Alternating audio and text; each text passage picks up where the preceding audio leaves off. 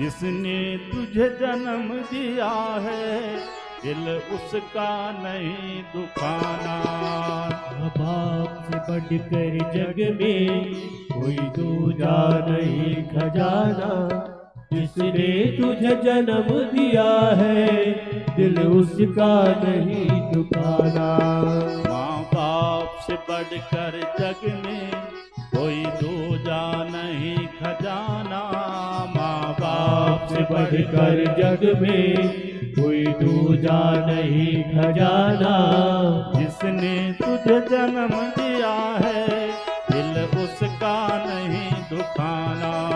जिसने तुझे जन्म दिया है दिल उसका नहीं दुखाना। जिसने तुझे जन्म दिया है दिल उसका नहीं दुखाना। जिसने तुझे जन्म दिया है दिल उसका नहीं दुखाना। भाव से सब लोग तालियों की सेवा करते हुए माँ भगवती जगदम्बा ज्वालामुखी के चरणों में बैठ करके अपनी माँ को प्रणाम करो, जगदम्बा को प्रणाम करो। जय हो।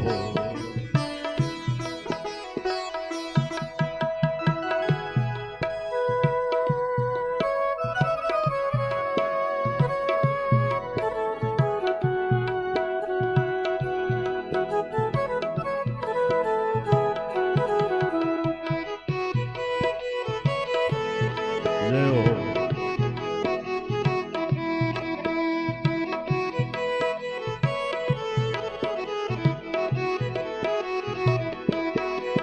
दिन रात तुझे तेरी माँ ने, दिन रात तुझे तेरी माँ ने बाहों में और झुलाया, बाहों में और झुलाया। खुद गीले में माँ सोई, सूखे में तुझे सुलाया। खुद गीले में माँ सोई, सूखे में तुझे सुलाया। दिन रात तुझे तेरी माँ ने बाहों में और झुलाया। दिन रात तुझे तेरी माँ ने जय हो। बाहों में और झुलाया। खुद गीले में माँ सोई, सूखे में तुझे सुलाया। खुद गीले में माँ सोई, सूखे में तुझे सुलाया।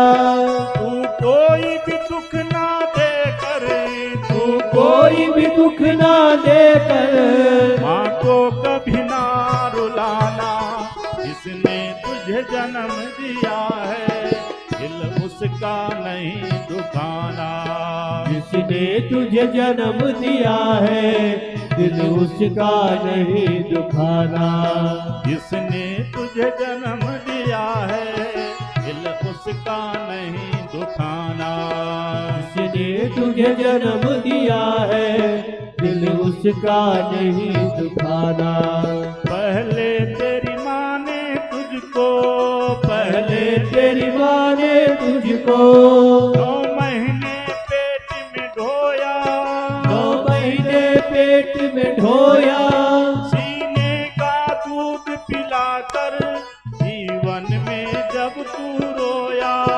सीने का दूध पिलाकर जीवन में जब तू रोया। बड़ा कर्ज है तुझ पर माँ का, बड़ा कर्ज है तुझ पर माँ का। तेरा काम है कर्ज चुकाना। जिसने तुझे जन्म दिया है दिल उसका नहीं दुखाना। जिसने तुझे जन्म दिया है दिल उसका नहीं दुखाना। जिसने तुझे जन्म दिया है दिल उसका नहीं दुखाना। जिसने तुझे जन्म दिया है दिल उसका नहीं दुखाना। जय हो।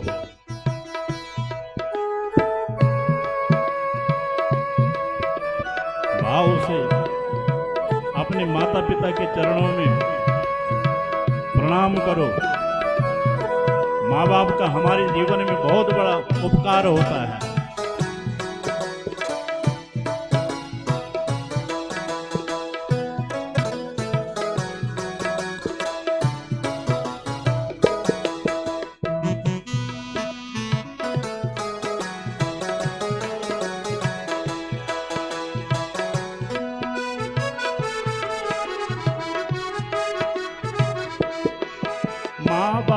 के चरणों से बढ़कर, माँ बाप के चरणों से बढ़कर कोई स्वर्ग नहीं है दूजा, कोई स्वर्ग नहीं है दूजा। सब छोड़ के तीरथ बंदे कर ले माँ बाप की पूजा। सब छोड़ के तीरथ बंदे कर ले माँ बाप की पूजा। इस जन्म मरण से तुझको, इस जन्म मरण से तुझको तारा है या मारा, इसने तुझे जन्म दिया है, दिल उसका नहीं दुखाना। जिसने तुझे जन्म दिया है, दिल उसका नहीं दुखाना।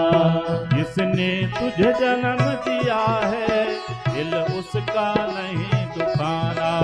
जिसने तुझे जन्म दिया है, दिल उसका नहीं दुखाना।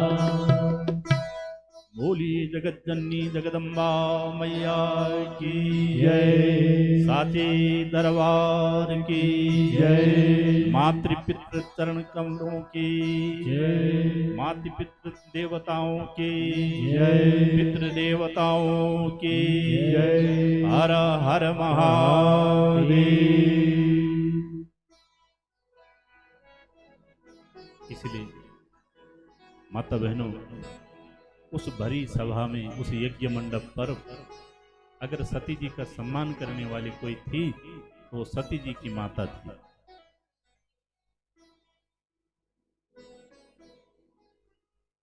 फादर भली मिली एक माता,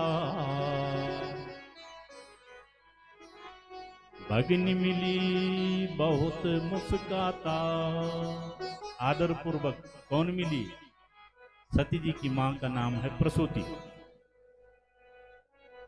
जैसे अपनी बेटी सती को देखा, बड़ा सती का मन दुख गया था और दुखी होकर के सती जी मुरझा गई। लेकिन अपनी मां को देखा और इस मां से नहीं रहा गया। जो दक्ष ने सबको कहा है वो अपनी धर्मपत्नी को भी कहा, लेकिन मां कहाँ अपनी बेटी का तिरस्कार कर सकती है?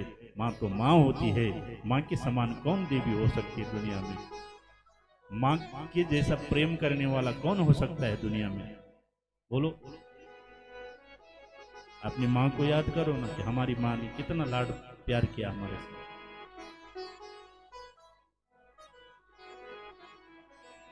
मध्य प्रदेश में हम गए थे माता बहनों कथा में, ध्यान से सुनो। एक माता जी रो रही थी। क्यों रो रही थी? वो कह रही थी कि मेरी मां शरीर छोड़ दिया। तो वो माता जी अपने आप भी खूब अवस्था की थी। कितने साल की थी? 72 साल की। 72 साल की माता रो रही थी। किस लिए? अपनी मां के लिए।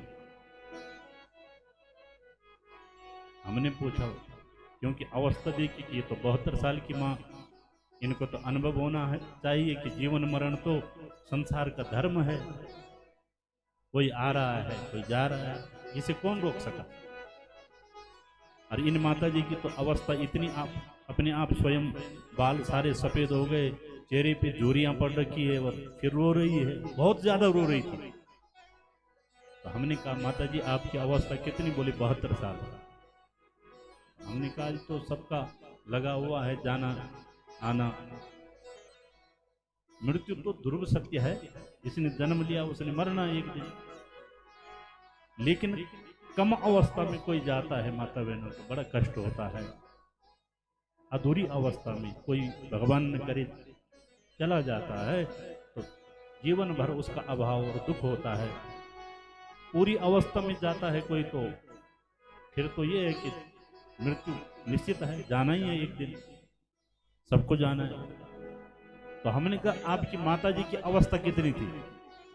क्योंकि 72 साल की तो अपने आप थी। तो वो माता जी कह रही थी कि महाराज जी मेरी मां की अवस्था हो गई थी 109 वर्ष। विचार करो,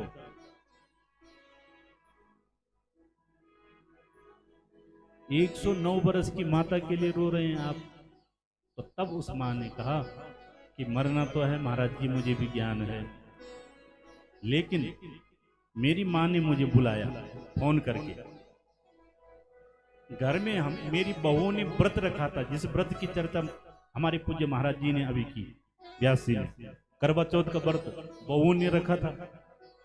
तो मेरी बहू कह रही थी कि सासू जी ये व्रत पूरा होने दो, उसके बाद जाना।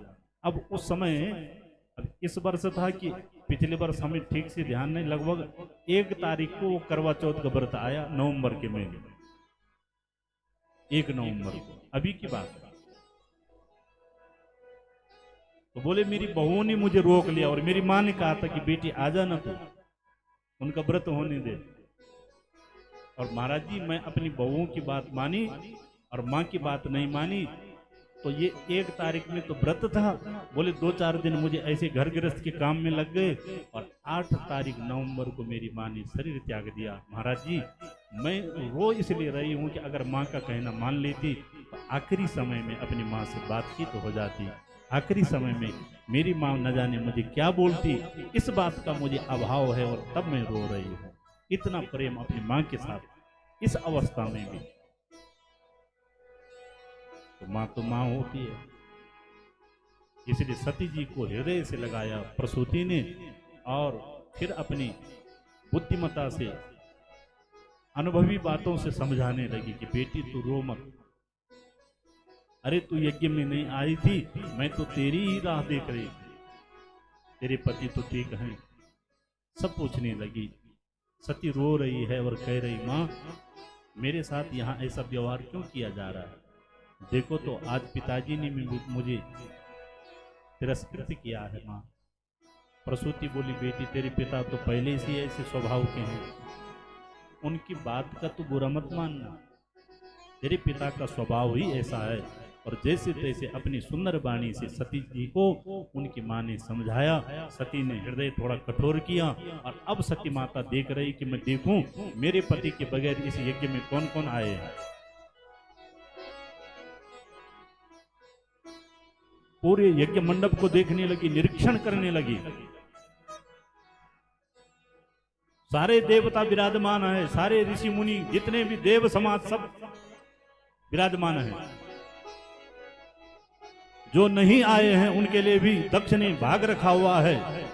भगवान ब्रह्मा जी और नारायण नहीं आए, लेकिन दक्ष ने उनका भाग रखा हुआ है यज्ञ मंडप में। और सज्जनों कहीं भी भगवान शंकर के लिए कोई भाग नहीं देखा जब सती ने। तो आज इस मां को क्रोध आया और सती जी चिल्लाने लगी, पिताजी धिक्कार है मेरे इस जीवन के लिए, मुझे तो स्वाभिमान होता है कि मैंने तुम्हारे जैसे पिता के तेज से जन्म लिया, लेकिन आज मुझे पश्चाताप हो रहा है, ग्लानि हो रही है कि ऐसे पिता के तेज से मेरा जन्म हुआ। तुम्हारे जैसे पिता की तो मैं कहीं झोपड़ी में जन्म ले लेती। तो दक्ष कहता है कि चुप हो जा, एक तो बिना निमंत्रण के आई हो, फिर यज्ञ में विध्वंस कर रही है। तो सती माता ने जब पिता के मुख से अपना ऐसा तिरस्कार देखा, ऐसी वाणी सुनने को मिली, अब सती जी को लगा कि अब वापिस कैसे जाऊं, भगवान शंकर को कैसे मुंह दिखाऊं।